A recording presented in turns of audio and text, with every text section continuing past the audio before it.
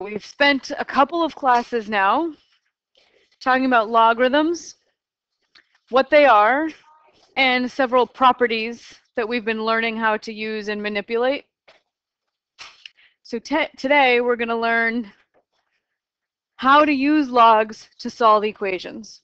So this is the whole purpose of why we learned these things called logs, to help us solve equations that before now we couldn't do. Okay, so the first thing you need to know is the change of base property. So your calculator has a log key and an ln key, but what if you want to do log base 3 of something, right? Your calculator doesn't have a button for that. So if you want to do log base anything of x, that is equivalent to log base a of x over log base a of b.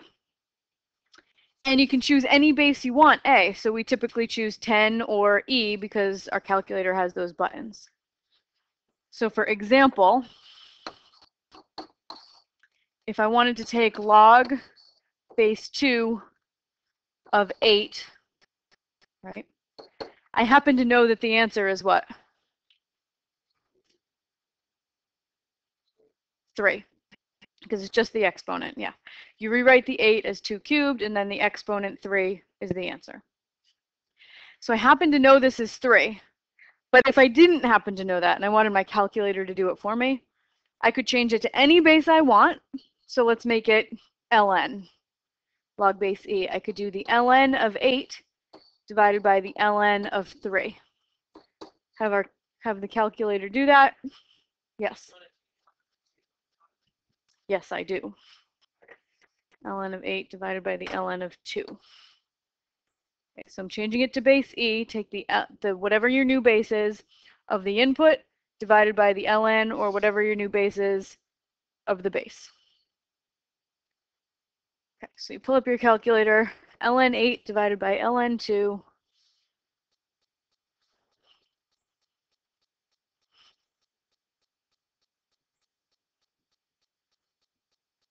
And you get 3, just like we got when we did it in our heads. And just to show you that it works with any base, let's say I want to do log 8 divided by log 2. I can use the log button instead of the ln button. Also 3. Okay, so you can use any base you want. We just happen to use ln and log because the calculator has buttons for it. Now, if you have a slightly updated version, I think if you have like the 84 plus, it actually lets you type in logs of different bases. You can type in log base 2 of 8, but I don't know how to do it. So you can figure it out if you have one.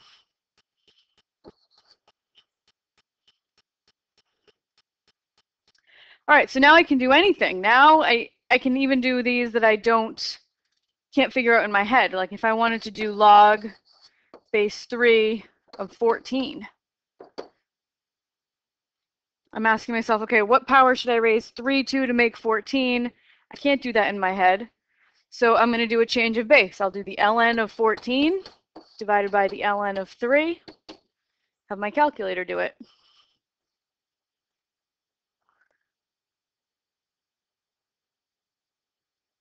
And I get about 2.4.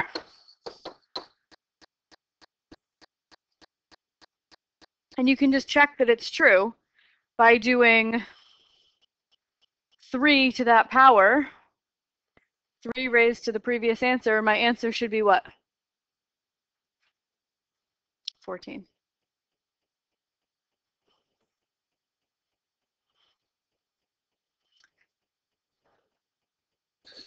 All right, so anybody curious why this is true? Good. All right, so log base b of x. It's got to equal something, right? So we just don't know what it is.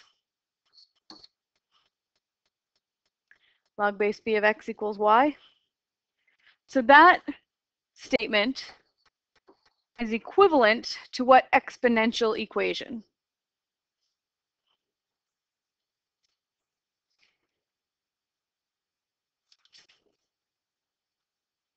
Yep, b to the y equals x. So those two sentences say the same thing, but reversed. Okay, they give you the same information, but just in a slightly different syntax. Okay, they both say that when you raise b to the y, you get x. All right, so if I want to solve this b to the y equals x problem for y, because that's the question. I want to know what y equals. I don't know right now. So here's my trick that I'm going to learn how to do today. Take the ln of both sides. The ln of b to the y equals the ln of x. So that's allowed. As long as I do the same thing to both sides, I can do that. Take the ln of both sides. And then I can use one of the properties we learned last class that says you can take this exponent y and put it in front. Remember that one? So this says that y times the ln of b equals the ln of x. And then to get y by itself, what do I do as the last step? Divide by ln b. So I get y equals the ln of x divided by the ln of b. And y was log base b of x.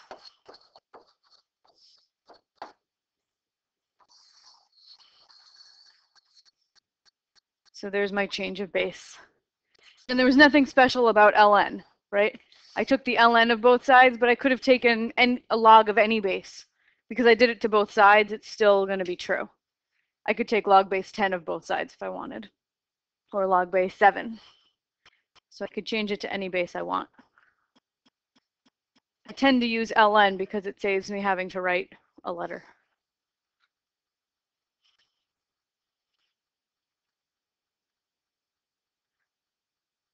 So how do you guys feel about the change of base formula, okay? All right. So if I want to use the change of base formula, actually you guys do this. Use the change of base formula and your calculator to evaluate these two logs. Pretty well. Log base 2 of 12. We take ln 12 divided by ln 2. And what do you get? 3.59.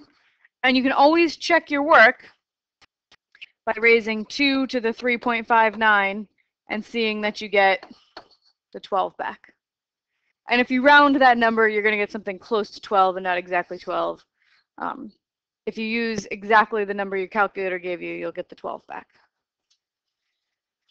All right, log base 6 of 9. I used the ln on the last one, so I think I'll use log on this one. Log 9 divided by log 6.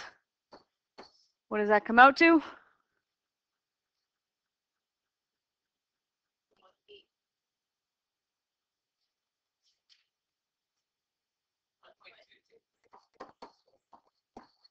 .226. Oh, you had the smaller one on top. Yeah. Yeah, so it's always the log of the input divided by the log of the base. And then you can always check, raise 6, right, the base, to the 1.226, and you should get the 9 back.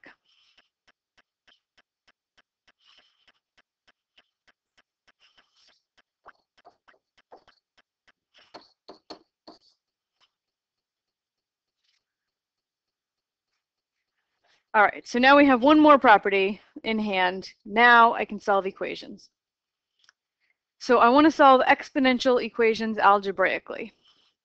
So this allows us to solve the how long questions that we have always had to solve graphically until now, right? How long will it take for college tuitions at private four-year colleges to double?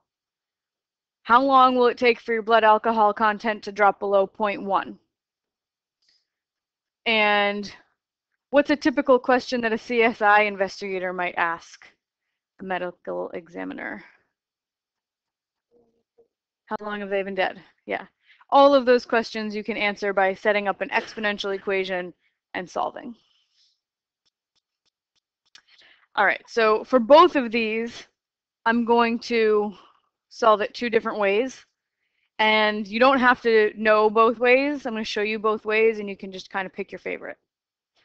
So if I want to solve 2 to the x equals 72, I need to undo 2 to the x. I want to get that x out of the exponent.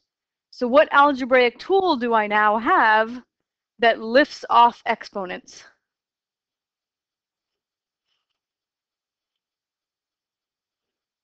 Log, right. So if this is base 2, it might make sense to take log base 2 of both sides. So if I take log base 2 of 2 to the x, that would equal log base 2 of 72. What is log base 2 of 2 to the x?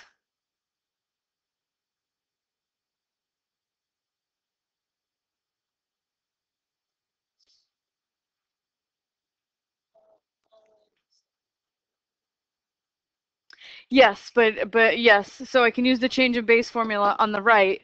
Log base 2 of 72 is ln 72 over ln 2. But how do I simplify the left side? Log base 2 of 2 to the x. It's just x. The bases match, so I lift off the exponent.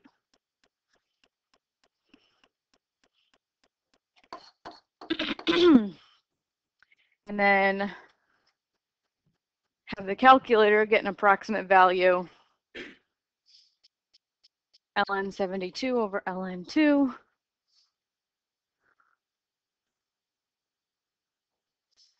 6.17.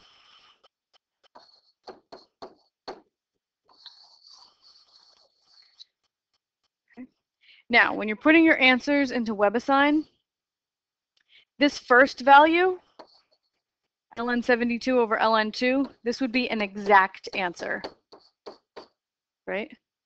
And then 6.17, that would be approximate or rounded. So pay attention to what they ask for. If they ask for an exact value, they want you to actually just type in ln of 72 divided by ln of 2. Because as soon as you type that into your calculator, this decimal just goes on and on forever. And as soon as you chop off some decimals, you've rounded it. And now it's rounded or approximate. So keep an eye out for that word exact or for directions on how to round. All right, so let's do method 2, same equation. 2 to the x equals 72.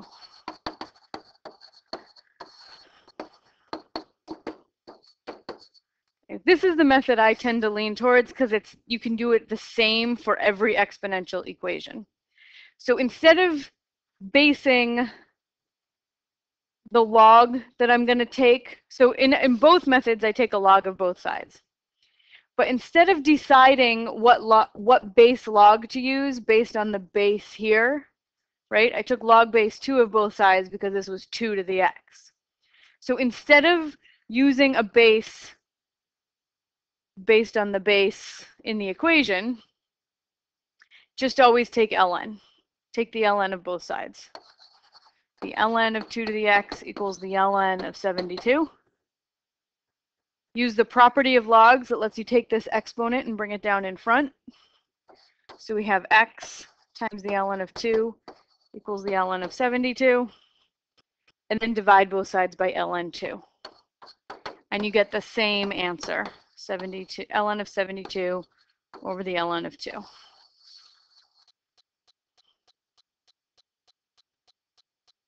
So the reason I kind of like that one is because it's the same. Every equation, the first step, once you have the exponential isolated, is just take the ln of both sides. You don't have to figure out what log to take. Just always use ln.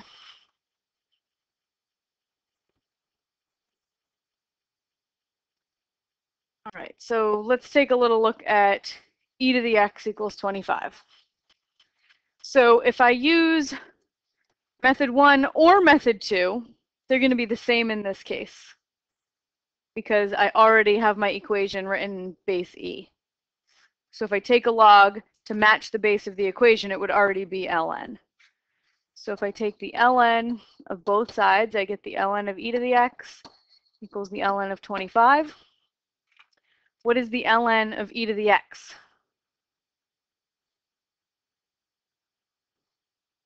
X times ln e, sure, if you're using the property where you bring the x down.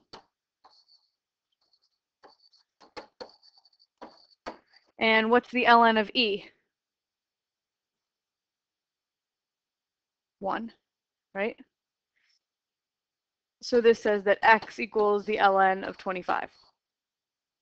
And even if you didn't recognize that the ln of e is 1, divide by the ln of e, you get the same thing, right, when you have your calculator do it. So ln 25 is 3.21. ln of 25 divided by ln of e is also 3.22, because the ln of e is just 1. So the ln of 25 is your exact value. Your approximate value would be about 3.22. All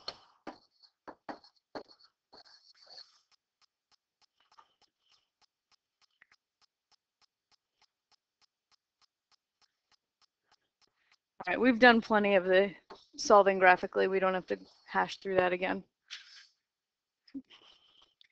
So the basic idea is take the ln of both sides. This is how you get variables out of exponents. All right, so some slightly more complicated exponential equations. 2 to the 1 minus x equals 3. So I have 2 to some stuff equals 3. To get that stuff, which has my variable in it, out of the exponent, take the ln of both sides.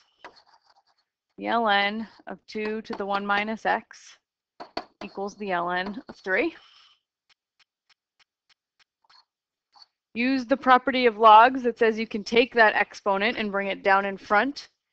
So I have 1 minus x times the ln of 2 equals the ln of 3. Now what should I do?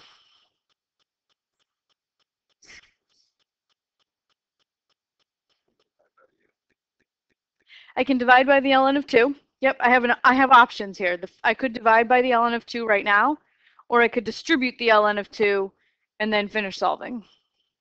So whichever way you prefer, doesn't matter. If I do that, those cancel and I get 1 minus x equals ln 3 over ln 2. And then to get and ln 3 over ln 2 is just a number, right? So sometimes it can help to just keep reminding yourself. That's just a number. That says 1 minus x equals something. And if you want, you could just put it in. You could just write it as a decimal. Just be wary of not compounding rounding errors. So ln 3 divided by ln 2, 1.585 about.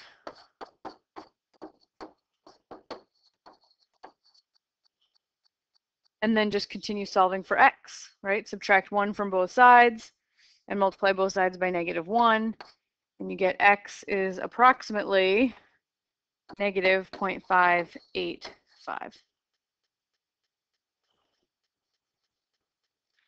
Or if I was going to be exact about it, I would have done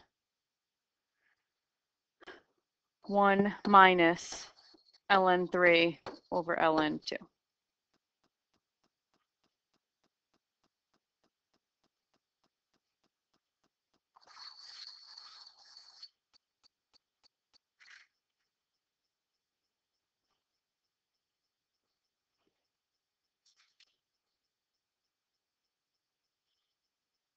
That make sense? Okay. So let's look at the other one.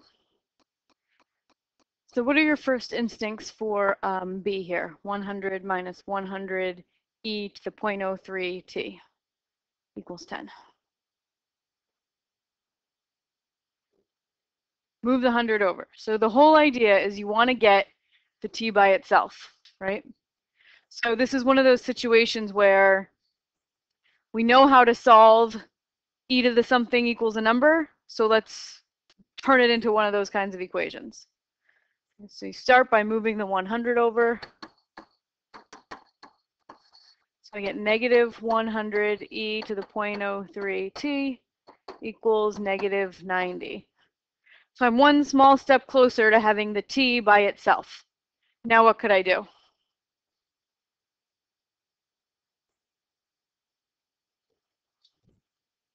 Divide both sides by negative 100.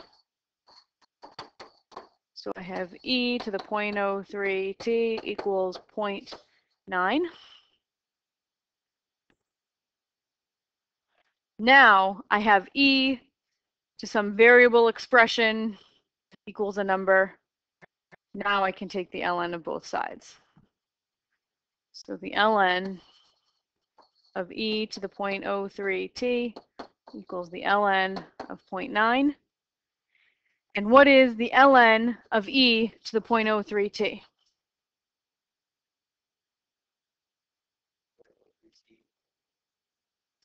And what is the ln of e? 1. Or you can just think of this is log base e. The base is matched, so you can just lift off the exponent. So I have 0.03 t equals the ln of 0.9, and then divide both sides by 0.03.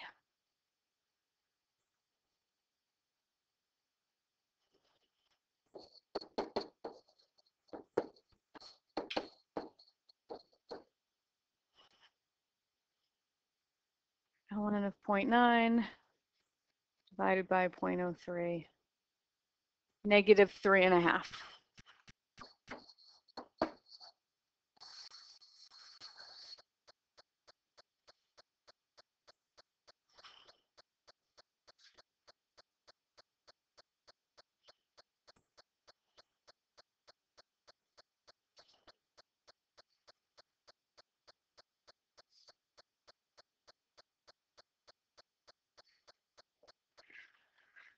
So,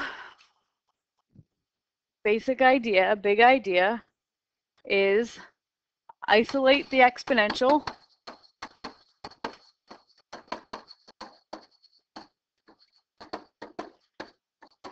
Isolate the exponential term to ln of both sides. Two-step process for solving an equation that has an exponential term, that has a variable in an exponent. Take the ln of both sides, isolate the exponential, then take the ln of both sides.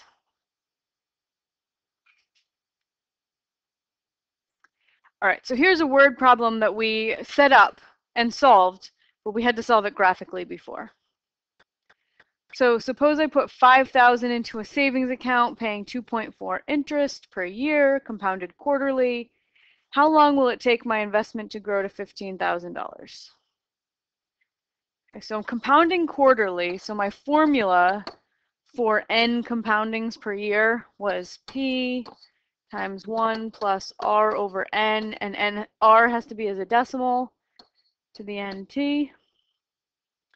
So why don't you go ahead, set up the equation, and now solve it algebraically instead of graphically. All right, so let's plug in the stuff we know. My principal is $5,000. That's your initial investment.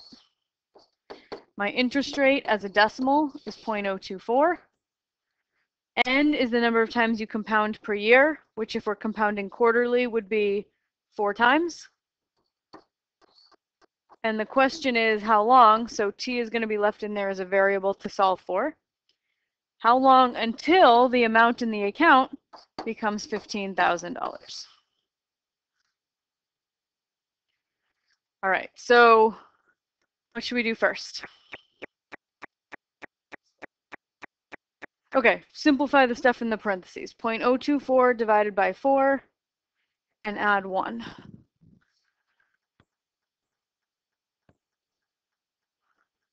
0.024 divided by 4 is 0.006.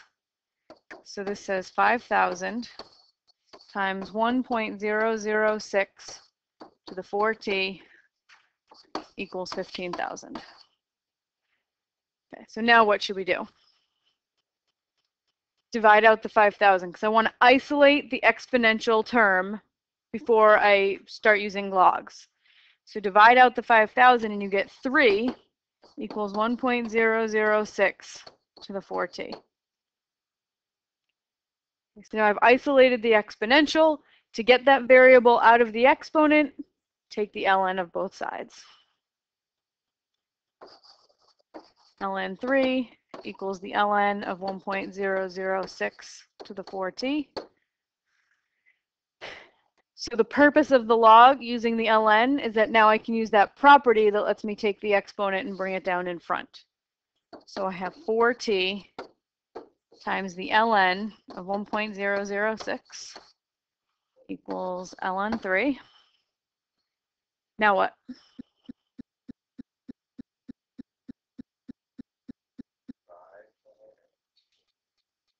Yep, I can divide by the ln of 1.006. This is all multiplication. So to get the t by itself, divide out those two coefficients. So those cancel, and I get 4t equals ln 3 over ln of 1.006. And then, lastly, divide by 4. So we end up with t equals ln of 3 divided by 4 times the ln of 1.006.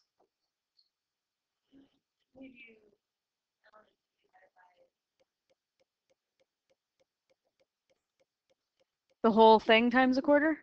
Yeah. Yep. Yeah. Yep, that would give you the same thing. In fact, that's what I did when I had this divided by 4. I thought instead of dividing by 4, I'm going to multiply by 1/4 to make that look simpler. Yeah, it is the same thing. Yeah, do whatever you. And then divide that by 4, yeah.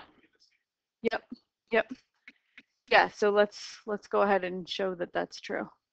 If I do ln 3 divided by ln of 1.006, I get 183, divide it by 4, and I get 45.9.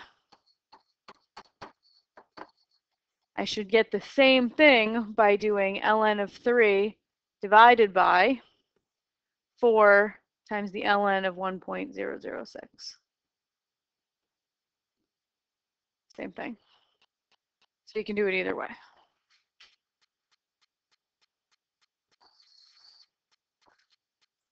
So about 45.9 years.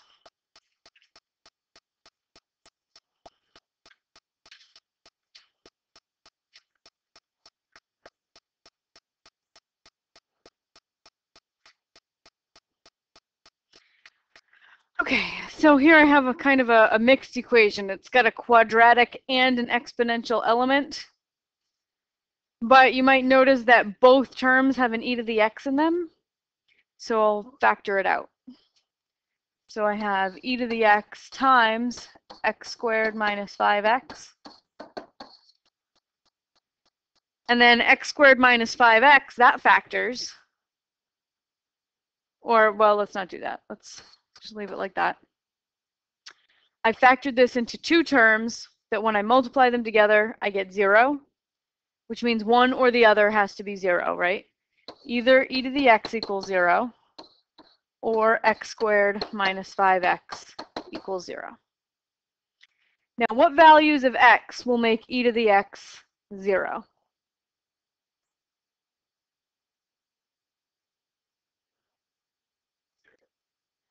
E to the 0 would give me 1, right? Because anything to the 0 is 1.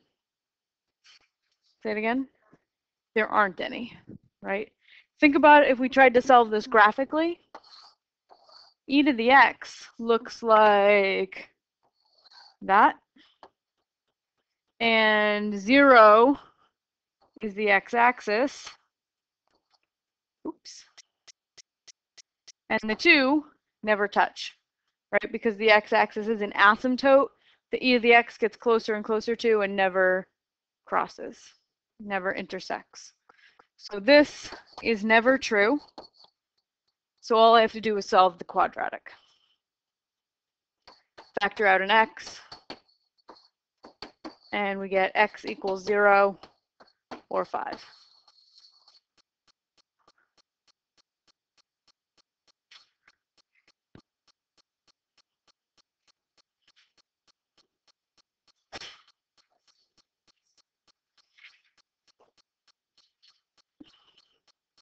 Okay, you try the next one.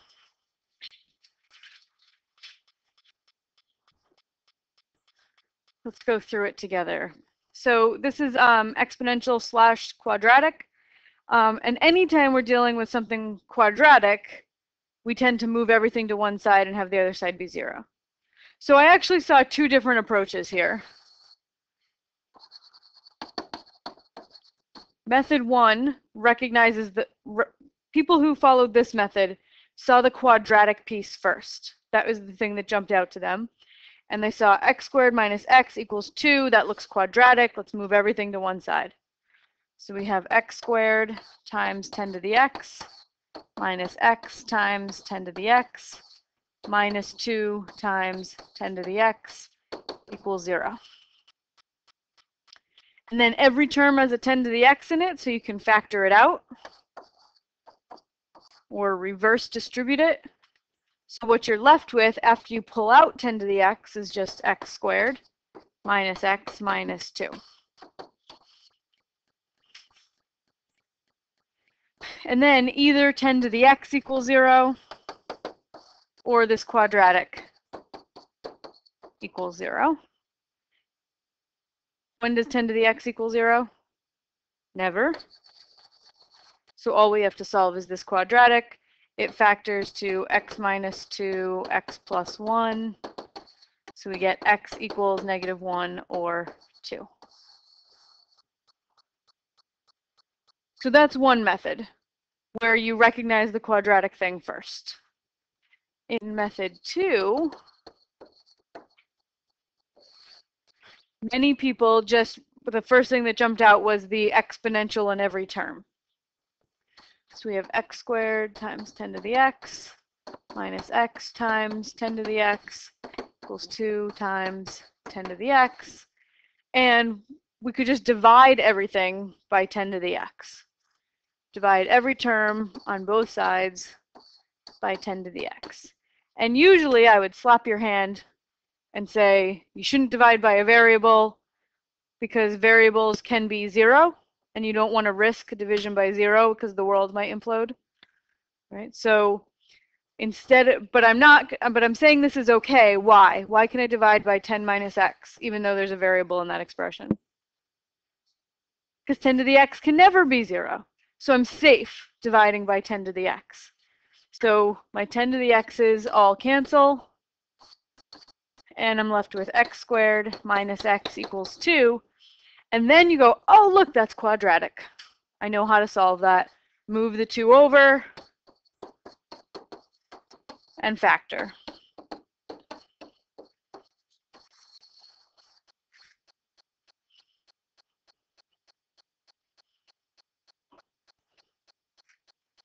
So 2 ways depending on what thing jumped out at you first.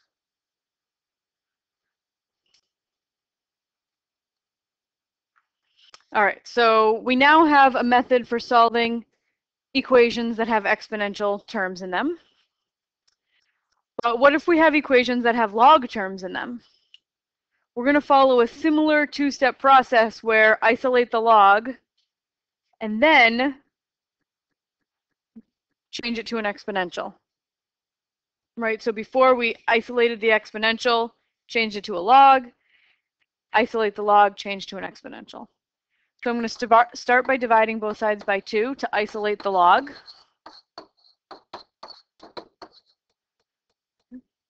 This says log of 5x equals 2, and there's a little piece of hidden information in there, which is what?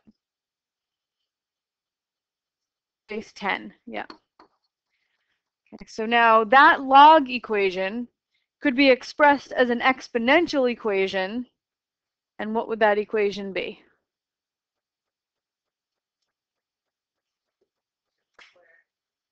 Ten squared equals 5x. Your base is always your base, whether it's a base of a log or a base of an exponential term.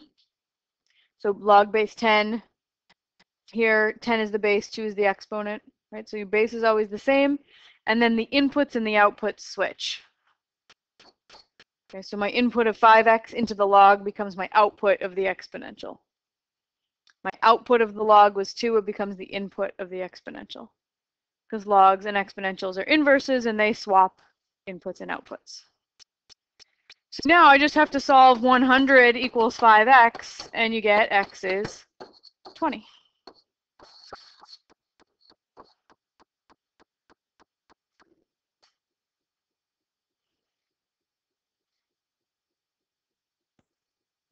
All right, what if I have two logarithms, though?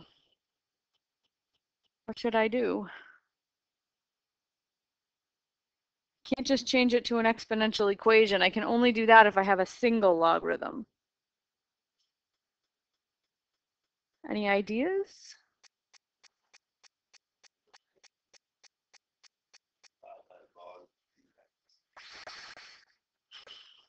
Yeah, let's try it. Divide by log base 2 of x. So I have log base 2 of 4x divided by log base 2 of x equals 2 over log base 2 of x minus 1. Right, I have to divide the log base 2 of x into both terms. Are we any closer to getting to a single logarithm? No. We had 2 and now we have 3. Right? So maybe not. It was a good idea, didn't pan out. Yeah, so let's put them both on the same side. If I've got log base 2 of 4x plus log base 2 of x, and they're the same base, right? So I can use some of the properties from last class. Remember where we expanded and contracted logarithms? I'm adding two logarithms that have the same base. I can put them together into a single logarithm. How? Multiply. So this would be log base 2 of 4x squared. Multiply the two inputs. So this is a property of logs that we talked about last class. Take the sum of two logs if they have the same base and write them as a single logarithm of the product of the two inputs. Now that we have this equation written as a single logarithm, now you can change it to an exponential equation. What's my exponential equation that corresponds to this log equation?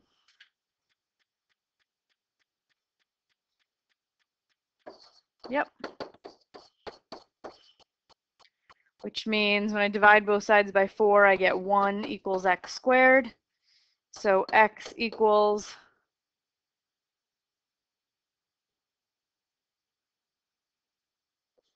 plus or minus 1. But when you go back to the original equation and I try to plug in negative 1s, you actually can't take the log of a negative number. So the negatives end up being extraneous.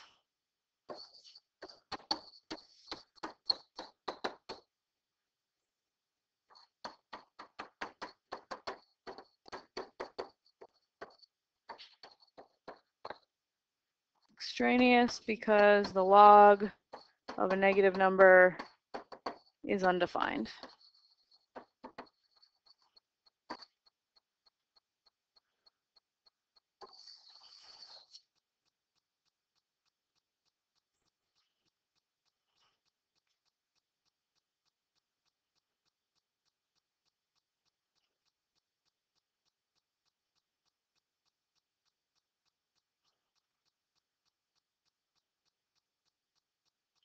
So this happens, remember when this happened a lot when we did equations that involved square roots? You had to go back and check because square root of negative numbers are undefined. Same thing with logs. You should always go back and check because the log of a negative number is undefined. So is the log of 0. Okay, you try one. People seem to be pretty good with this one. I have a sum of two logs that have the same base, so I can write them as a single log where I multiply the inputs. X times x minus 3 is x squared minus 3x. Oops. Then I take this log equation and I convert it to an equivalent exponential equation. So I have my little base here, base 10 that's hidden. So this would say 10 to the first equals x squared minus 3x. Okay, so the base is always the same, and then the inputs and the outputs swap. So x squared minus 3x minus 10 equals 0, and that factors to x minus 5, x plus 2. So we get x equals 5 or negative 2. And then you have to just go back and double check. Will either of these solutions force me to take the log of a negative number? Go back to your original equation. I can put a 5 in, no problem, because this would be the log of 5 and this would be the log of 2. Both of those I can do. But when I try to put in negative 2, I get the log of negative 2 and the log of negative 5, neither of which are defined. So I have to get rid of the negative 2 solution. So be careful. You don't automatically get rid of the negative solution. You do need to go back and check. Get rid of any solution that will make you take the log of a negative number. Check the original. Yeah, check the original. Yeah. Oh, yeah. Because you multiplied them and they were both negative, and when you multiply them, you'll get a positive. So yeah, you want to check the original.